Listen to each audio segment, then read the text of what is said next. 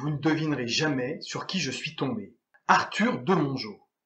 Alors Arthur de Mongeau est un docteur en biologie et il a écrit en 2019 un livre exceptionnel à lire absolument et qui s'intitule « Le darwinisme tient-il debout ?» Ce livre est exceptionnel pour plusieurs raisons et je vais en citer trois. La première, c'est que dans ce livre, l'auteur dévoile l'aspect idéologique de la controverse entre évolutionnisme et créationnisme. Il en décrit plusieurs aspects qui sont tout à fait passionnants. Le deuxième point qui fait que ce livre est exceptionnel, c'est qu'il décrit le modèle créationniste.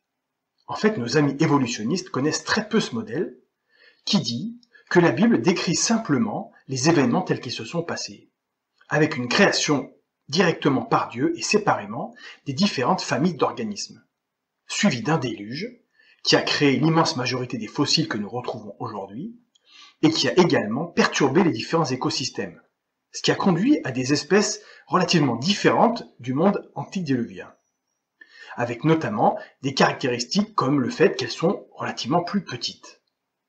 Le troisième élément et le principal qui fait que ce livre est exceptionnel, c'est que dans ce livre, l'auteur Arthur de Mongeau décrit une par une les hypothèses de la théorie de l'évolution. Et il montre, preuve à l'appui, que ce modèle évolutionniste est réellement un colosse au pied d'argile.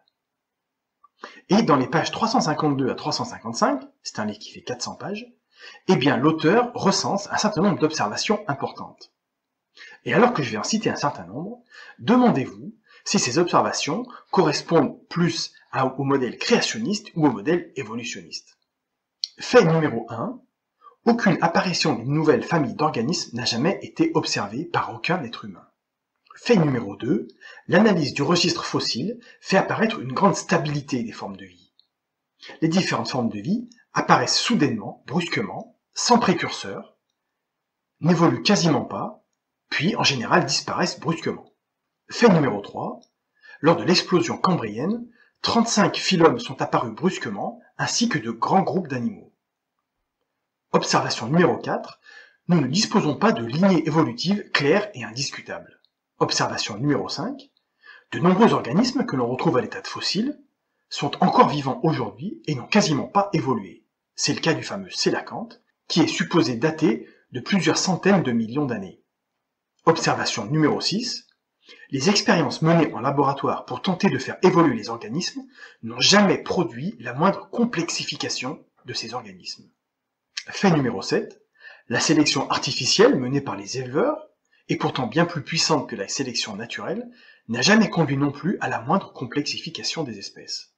Fait numéro 8, nous ne comprenons pas, de façon précise ou réaliste, comment des systèmes biologiques extrêmement complexes ont pu apparaître.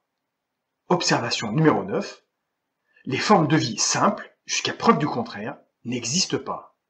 Les évolutionnistes imaginent que des précurseurs plus simples ont existé, mais personne ne les a jamais vus, ni dans la nature, ni en laboratoire.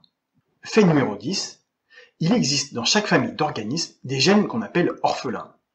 C'est tout à fait surprenant, et si vous ne savez pas de quoi il s'agit, eh bien Dieu voulant, je devrais pouvoir poster une vidéo prochainement sur ce sujet qui est passionnant, et qui, encore une fois, s'accorde bien mieux avec le modèle créationniste qu'avec le modèle évolutionniste.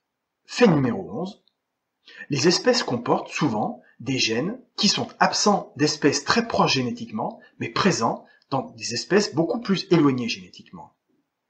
Observation numéro 12, l'ADN comporte plusieurs niveaux de régulation de l'expression des gènes. Ce qui a fait dire à notre fameux Bill Gates que l'ADN est comme un programme informatique, mais bien plus complexe que tout ce que les hommes ont pu mettre au point. Fait numéro 13, la sélection naturelle n'explique pas l'apparition chez l'homme, ni du sens moral, ni du langage. Constatation numéro 14, les exemples souvent mis en avant par les évolutionnistes pour promouvoir leur modèle correspondent en fait soit à des pertes d'informations génétiques, comme la fameuse résistance des bactéries aux antibiotiques, ou alors à des phénomènes épigénétiques, c'est-à-dire liés à la réémergence de caractères dont l'expression était simplement inactivée dans l'ADN, mais qui était déjà bien présente dans cet ADN. Bref, j'arrête là, mais ce livre comporte énormément d'autres exemples et d'autres observations qui vont des nombreux indices sur la coexistence dans le passé des dinosaures et des hommes, jusqu'au rétrovirus commun aux singes et aux hommes, en passant par la découverte du fameux Tiktaalik.